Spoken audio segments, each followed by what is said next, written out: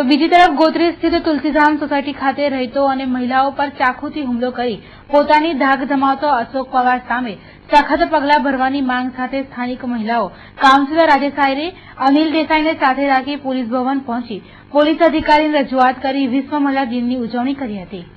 આજે અમારા છોકરાઓ રવડી જાય છે, જેનું જાય છે એને ખબર પડે છે, બાકી બીજાને કઈ છે નહીં। તો આજે અમે પોલીસ કમિશનર સાહેબને એ રજૂઆત કરશું કે અમની સુરક્ષા અમને પૂરેપૂરી મળવી જોઈએ અને તાત્કાલિક અમને આની ધરપકડ કરવી જોઈએ અને ધરપકડ કર્યા પછી એ છૂટે ના અને પાછળ અમારા મર્ડર ના થાય એ માટે અમારે ખાસ પગલાં લેવા જરૂરી છે। હા, એને રાતે અમે ફરિયાદ લઈને ગયેલા છતાં એમણે અમારી પર ખોટો આરોપ મૂક્યો કે એ માણસ પીધેલો નથી, એની શું ગેરંટી છે। ખોટા પોલીસ અમારી પર આરોપ મૂકે છે, જયારે એમને સોચવાનું હોય છે કે ગુનેગાર કોણ છે ગુનેગાર નથી।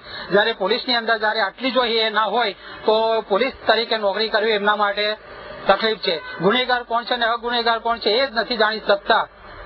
તો અમારે પોલીસ સ્ટેશનમાં જઈને ત્યાં જે સુરક્ષા માટે કોની પાસે જવું એ અમારા માટે મુશ્કેલની વાત છે। અશોક પવાર નામનો જે ઈસમ છે જે પરમ દિવસે આમના ઘરે જઈને ત્યાં આગળ રાત્રે ધમાલ કરી આની અંદર ગોત્રી પોલીસ સ્ટેશનને જાણ કરવા છતાં પણ ગોત્રી પોલીસ સ્ટેશન એ લોકો ગયાની 100 નંબર પર વારંવાર ડાયલ થાય છે।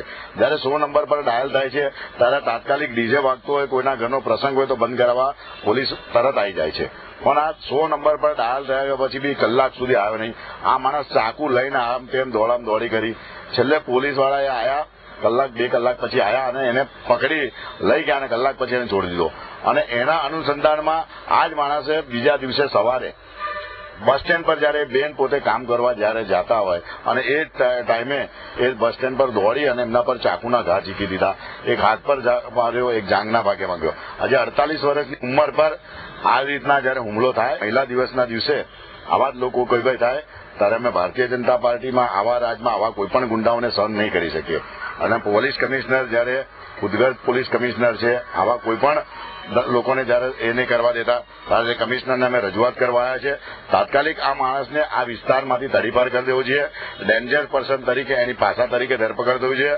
પોલીસે જે સંદર્ભમાં એમને 326નો જે ગુનો મૂક્યો છે, ખરેખર શરીરના આગળના ભાગમાં જયારે ઘાવો ઉપર મારવામાં આવ્યા છે ત્યારે 307નો કલમનો ઉમેરો કરી આવા માણસને જાહેરની અંદર ફિટકાર કરવો કે આવું કોઈ પણ માણસ ત્યાં આગળ આવીને આવો કોઈ બીજી વાર એ નહીં કરી શકે। કારણ કે ગોત્રી વિસ્તારની હજુ થોડા દિવસ પહેલા પણ આ વિસ્તારની અંદર એક મર્ડર થયું હતું, એક જણ પર ફાયરિંગ થયું હતું।